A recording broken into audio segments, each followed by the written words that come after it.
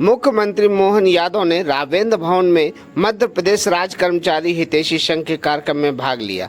उन्होंने विधायक भगवान दास सबलानी, नगर निगम अध्यक्ष किशन सूर्यवंशी और अन्य गणमान्य व्यक्तियों का स्वागत किया। मुख्यमंत्री ने कर्मचारी और उनके कामों को लेकर बधाई दी और सरकार की कर्मचारी हितैषी नीतियों को जारी रखने का वादा किया। उन्होंने कहा कि कर्मचारियों के गृह किराया भत्ता और महंगाई भत्ते की वृद्धि, साथ ही स्थानांतरण नीति में सुधार की घोषणा की। यादव ने मध्य प्रदेश में निवेश को बढ़ावा देने और रोजगार का अवसर पैदा करने की सरकार की योजनाओं पर प्रकाश डाला, जिसमें पुलिस रिक्ति को भरना और वस्त्र तथा परिधान उद्योग में रोजगार सृजित करना शामिल है। उन्होंने प्रधानमंत्री द्वारा शुरू की रुपए योजना का भी उल्लेख किया। मेरे साथ विश्व के सबसे देश के मजदूर पहुंचाने वाले संगठन का एक अंश मध्य प्रदेश राज्य कर्मचारी संघ, जो प्रदेश का एकमात्र डिजिटल क्षमता का 5,89,000 कर्मचारियों के सभी विभाग को नेतृत्व करने वाले 20% 1,20,000 की सदस्यता रखने वाले संगठन, जो तहसील विकासखंड के साथ आज आपके बीच हमारे लाडले मुखिया के अभिनंदन में उपस्थिति दर्ज करा रहा है और हमारे जितेंद्र सिंह जी ने जो बात रखी है उसके अभिनंदन कराना चाहता है। तो बुलंद आवाज में दोनों हाथ की मुट्ठियां बांधकर एक बार जोर से मेरे साथ बोलेंगे, भारत माता की, भारत माता की। ये आपका समर्थन हमारे लिए बहुत बल देगा। परम पवित्र भगवत ध्वज माँ भारती के चरणों में नमन करते हुए कहूँगा कि चाह नहीं सुरबाला के गहनों में गूथा जाऊं, चाह नहीं प्रेमी माला के बिन प्यारी को लज्जाऊं, चाह नहीं सम्राटों के सौ हे हरि डाला जाऊं, मुझे तोड़ लेना बनमाली उस पद पर तुम देना फेंक, मातृभूमि को शीश नवाने जिस पर जावें वीर अनिल। तो मेरी ये हार्दिक इच्छा है। आज हम गौरवान्वित हैं। आज मध्य प्रदेश सबसे समृद्धशाली मंच है और गौरवान्वित है कि हमारे मन और प्रदेश के मुखिया माननीय डॉक्टर मोहन यादव जी, मुख्यमंत्री मध्य प्रदेश शासन, इस मंच को उपस्थित होकर के हम सबका गौरव बढ़ाने के लिए जो आपने हमारे बीच आए, उसके लिए मैं बहुत बहुत आभारी हूँ आपका और मैं आपका हार्दिक अभिनंदन करता हूँ। इस प्रदेश के पहिए के संचालन करने वाले कर्मचारी रूपी जनता के जनप्रतिनिधि माननीय भगवान दास सबलानी जी का मैं हार्दिक अभिनंदन करता हूं। मध्य प्रदेश की सबसे खूबसूरत झीलों की नगरी को सहेजने और आसंदी को पहचान कराने वाले नगर निगम के अध्यक्ष माननीय किशन सूर्यवंशी जी का भी मैं अभिनंदन करता हूं। विश्व के सबसे बड़े संगठन मध्य प्रदेश, जिसके संगठन को हमें नेतृत्व प्रदान करता है, हम सबको मार्गदर्शन देता है, ऐसे मार्गदर्शन वाले भारतीय मजदूर संघ के मध्य प्रदेश के महामंत्री माननीय कुलदीप सिंह गुर्जर जी का भी मैं अभिनंदन करता हूं। हमारे साथ हमारे संगठन को वंदे भारत की स्पीड से दौड़ाने वाले हमारे बीच वित्त सचिव उमेश शर्मा जी का भी अभिनंदन करता हूं।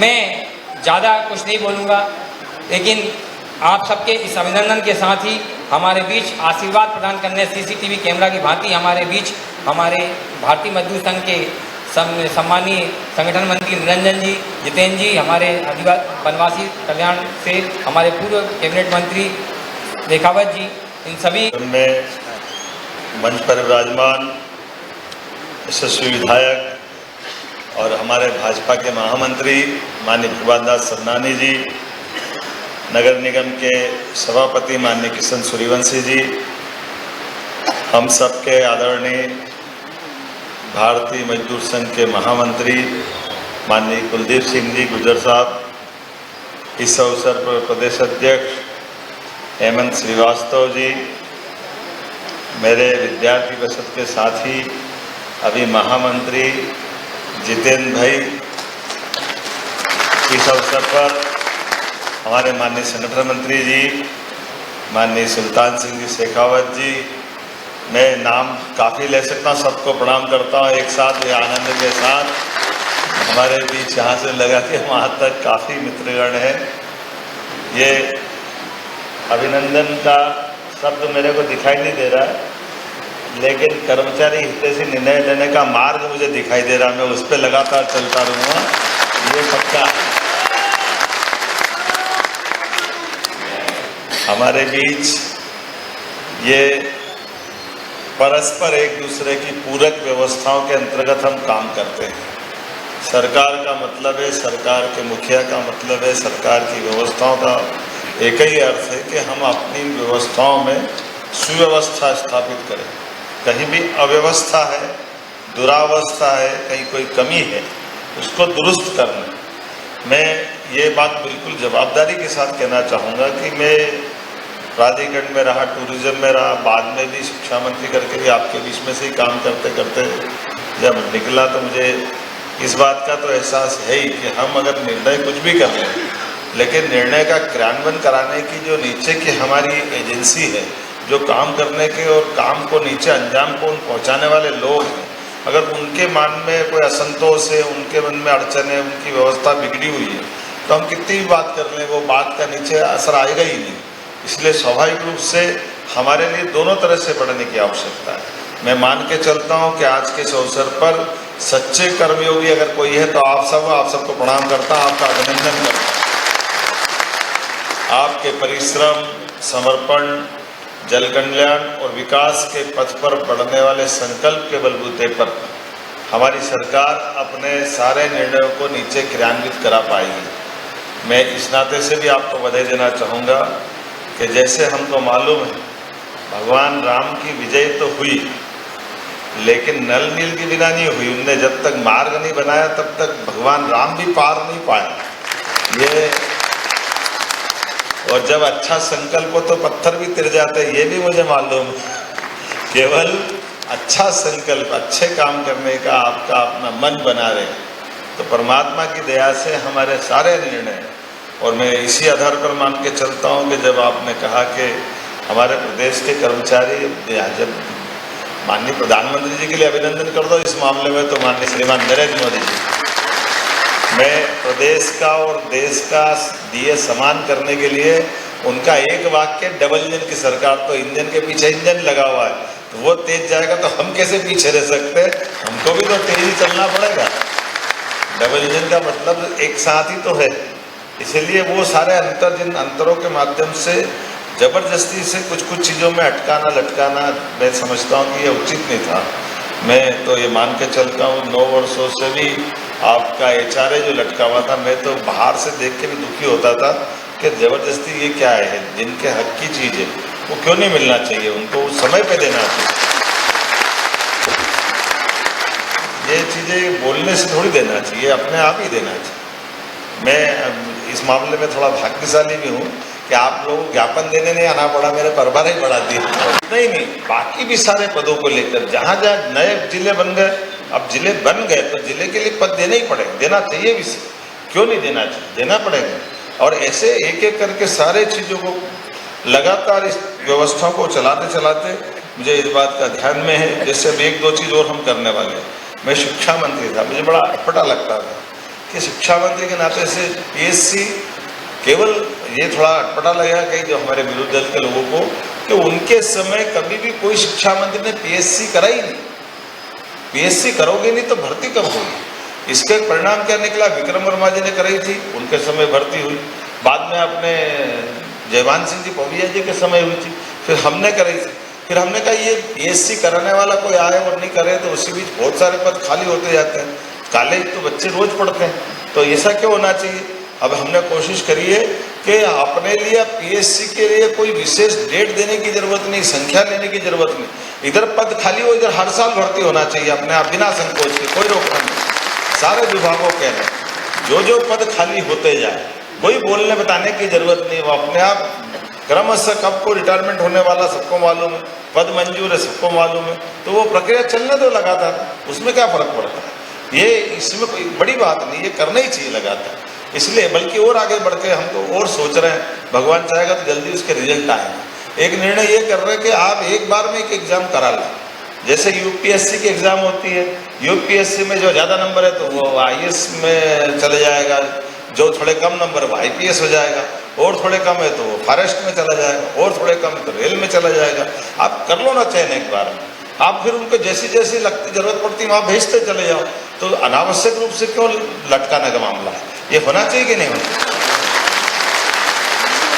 सारे पदों पे सभी प्रकार के योग्य लोग मिल जाएंगे, लेकिन बिना बात के लटकाना, ये तो बात समझ में नहीं है। तो ये अपनी व्यवस्थाओं को अगर सुचारू रूप से संचालित करना है तो ऐसे निर्णय करना ही पड़ेगा। फिर हमने कहा कई जगह, जैसे मान लो महाविद्यालय है, अब महाविद्यालय मान लो डिडोरी में है, मंडला, बालाघाट, झाबुआ, कई बार हमारे आदिवासी अंचल में। अब आप कह रहे हो वहाँ जाना चाहिए, जाना चाहिए, जाना चाहिए, जाए तो बेचारा वहाँ रहेगा कहाँ? मकान ही नहीं। तो मकान नहीं होने से कॉलेज बिल्डिंग बना देते हैं, बड़ी अच्छी भव्य बिल्डिंग बनेगी, लेकिन पहले सिविलाइज जैसे मकानों की भी तो उपलब्धता थी। तो हम जिनको भेजना चाहते हैं, अगर कठिनाई है तो सरकारी आवास भी बना के रखे ताकि वो अपने बाल बच्चों के साथ चले जाए, उसमें भी तो कोई गलत नहीं। हमको अपनी उनकी सहूलियत भी तो देखना पड़ेगी, उनकी चीज़ों को भी देखना पड़ेगा। और अब हम तो उस कठिनाई से बाहर ला रहे हैं, लेकिन थोड़ा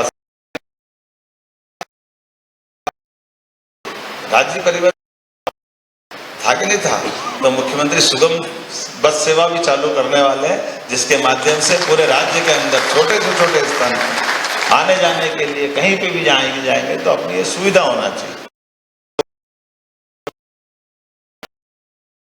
बातें कर रहा हूँ तो मुझे ध्यान में आ रहा कि अब आपने कहा कि यहाँ के आवास इनके लिए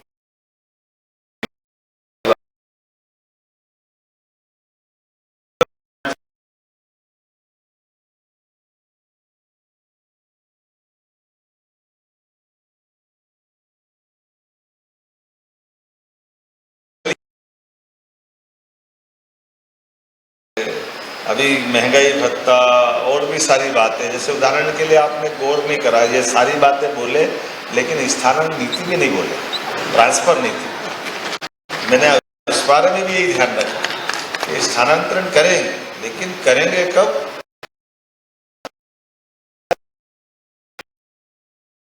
हो जाए, हम थोड़ा सुविधा से आने जाने की व्यवस्था बना लें।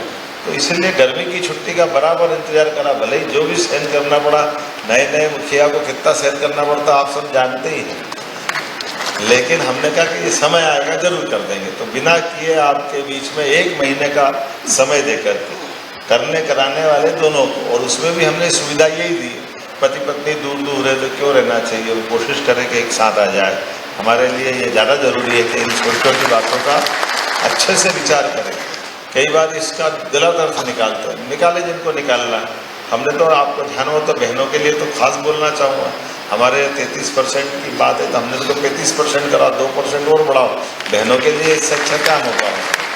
सभी क्षेत्रों में समान रूप से बढ़ने के लिए मौका देना, यही तो अपने लिए समझने वाली बात होना चाहिए। इसलिए आज के अवसर पर मैं तो ये मान के चलता हूँ कि आपने अभिनंदन जरूर करा है, लेकिन मैं अपने परिवार में मान के चलता हूँ कि ये अभिनंदन केवल हमारे अच्छे संकल्प का अभिनंदन है, जिस आधार पर हम और आप अलग अलग नहीं, इन व्यवस्थाओं के हिस्से, जिसके कारण से हम सरकार में बैठे हैं।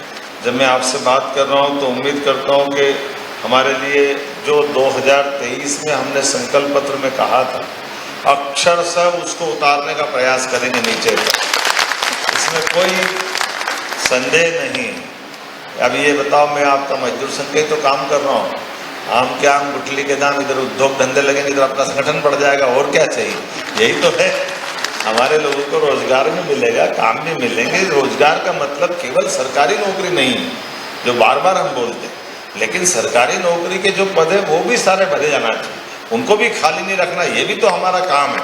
इसलिए आते ही सारे प्रकार के पदों को भरने का अभियान चला है, और अभी बच्चे कुछ उसके और पार्ट करते जा रहे हैं। भर्ती करने में भी जो कठिनाई आ रही है, जैसे पुलिस विभाग की भर्ती, अब हमने पुलिस विभाग की भी लगभग जितनी पद थे वो तो भरे ही भरे, और नए भी मंजूर कर दिए। आपको ध्यान में होगा हमारे यहाँ पुलिस बैंड, ये कई सारी चीज़ें तो मैं आपसे बस मेरा को आपसे भी दो हाथ करना है, क्योंकि क्या है कि कभी कभी आप ही भूल जाते हो कि आपका कोई अपना थोड़ा नुकसान हुआ, नुकसान इस हाथ से, जैसे मजाक कर रहा हूँ, बुरा मत मानना कि जैसे उदाहरण के लिए आज़ादी के पहले से हर जिले के अंदर पुलिस बैंड अपने थे।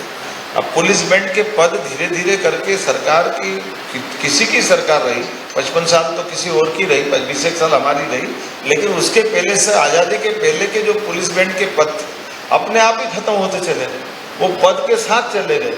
तो ऐसे चीज़ों में हमने कहा ये पुलिस की अगर भर्ती होती है, पुलिस की ड्रिल होती है, पुलिस के लिए 26 जनवरी 15 अगस्त का हमारे लिए उससे अच्छा गौरव का क्या दिवस है। वो तो होली दिवाली है हमारे लिए, तो वहाँ की गरिमा हमारी उस अनुपात में होना चाहिए। तो बोलिए आपने जब मैं होली दिवाली की बात कर रहा हूँ तो वो तो उसका आनंद भी वैसे ही आना चाहिए। इसलिए हमने 55 जिलों के अंदर ही सभी दूर पुलिस बैंड की मंजूरी दी।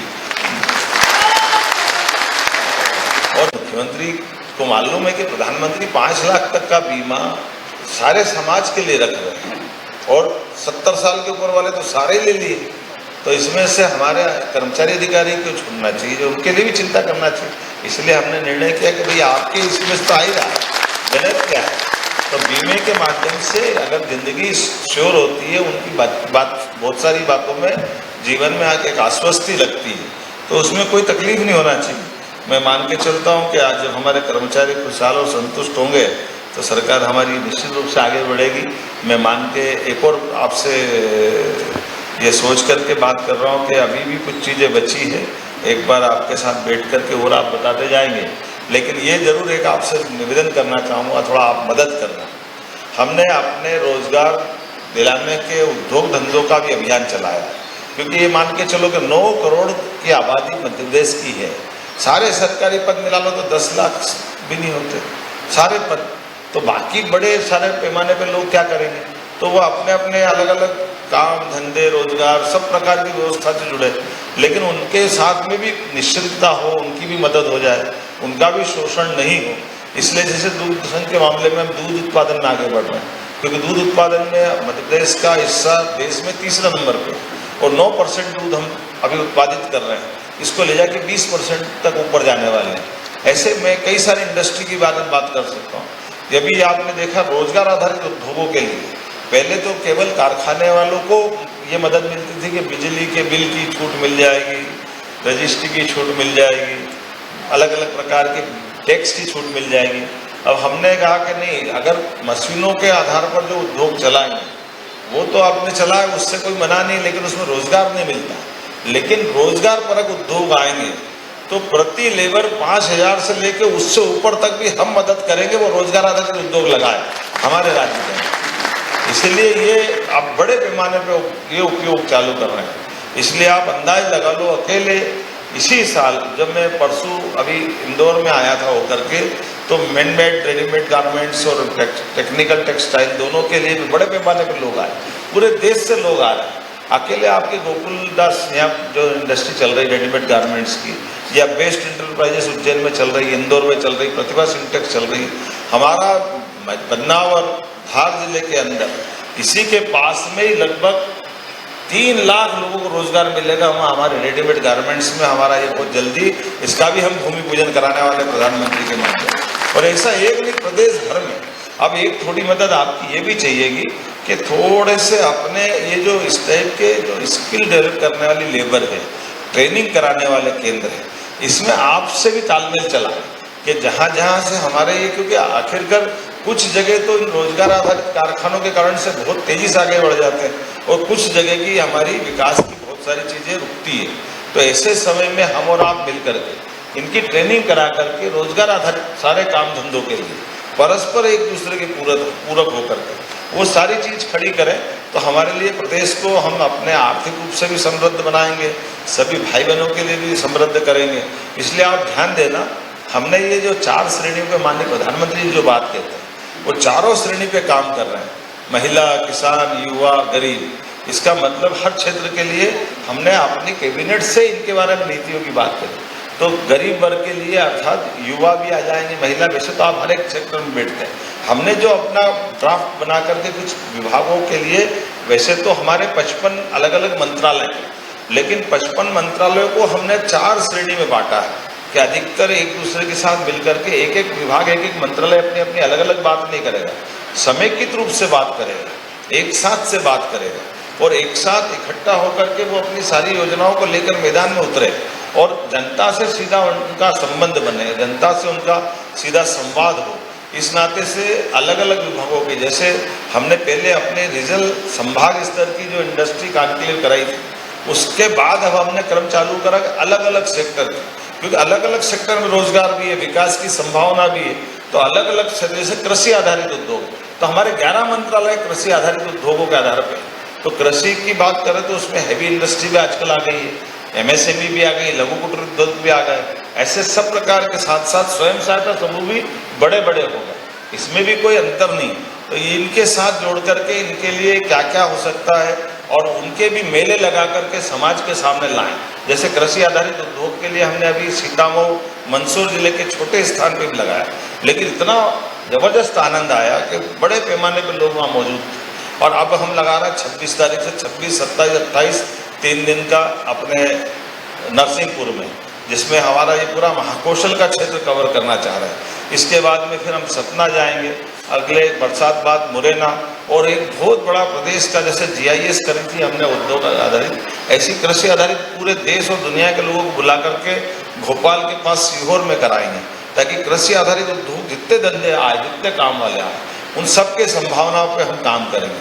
तो दोनों तरह के लोग, जैसे हमारे यहाँ लेबर से संबंधित लोगों को लिए भी लेबर के काम करेंगे, लेकिन नव उद्यमी बनना चाहते हैं अपने में से, जो थोड़ा संवेदनशीलता रखते हैं। परिवार बढ़ गया, कई लोगों को काम धंधे करना है, तो मजदूर संघ के सदस्य भले ही है, लेकिन उनको सामने की सीट पे बिठाकर भी बुलाएंगे तो तकलीफ नहीं ना।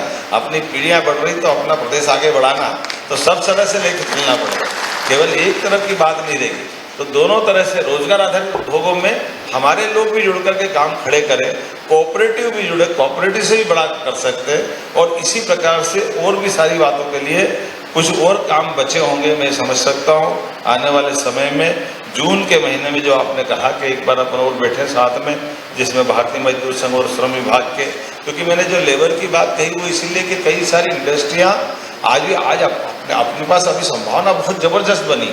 बांग्लादेश और वैश्विक परिदृश्य में अभी भारत की तरफ लोग देख रहे हैं, लेकिन कभी कभी हमारे तरफ वो जो रोजगार वाले लोग को चलाने में उसकी जो थोड़े दिन की जो उसकी एक बार पौधा जड़ पकड़ लेगा तो फिर फल भी देगा ना, फूल भी देगा, सब बढ़िया करेगा। लेकिन वो अगर छोटा ही है और उसकी जान ले लोगे तो फिर वो